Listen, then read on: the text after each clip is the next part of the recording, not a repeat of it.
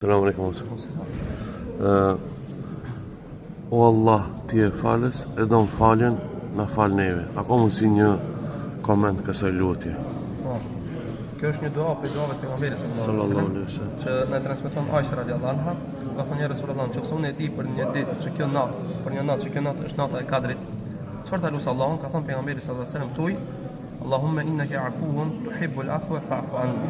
O Allah, ti je afu, e don afuin, andaj më ban afjet mu.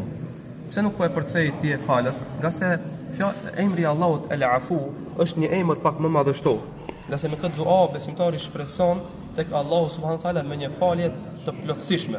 Nga se emri i Allahut El Afu është një emër i cili i fal gjunahet, po mas faljes së gjunaheve nuk le gjurmë të gjunaheve. Nga se ka mundësi gjunat me të fal, po Allah me t'i përmend në ahiret. E ke bë këtë gjuna, po unë ta kun fal. E ke bë këtë gjuna, unë ta kun fal. Me emrin El Afu, Allahu subhanahu wa taala ta fal gjunahun dhe pas këtij gjunahut nuk le më gjurmë zemrat e besimtarëve.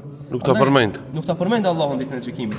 Andaj pejgamberi sallallahu alajhi wasallam ka thënë shpeshtoj këtë dua. E sidomos tash në natët e fundit të Ramazanit, në natët kur na falim tahajjud, ne falim taravih, është mirë që kjo dua të jetë shpesh në gjuhët e tona dhe gjuhët tona të jenë të lagura me përmendjen e kësaj duaje, nga se me të vërtetë edhe dyert e qiellit janë të hapura. Mëshira e Allahut është e hapur gjithmonë, po në Ramazan veçanti është shumë e hapur. Dyert e qiellit janë të hapura. Xheneti po bën dua që na me hyjnë ta, e kjo është mundësia më e mirë dhe rruga më e mirë që na nëpërmjet kësaj duajes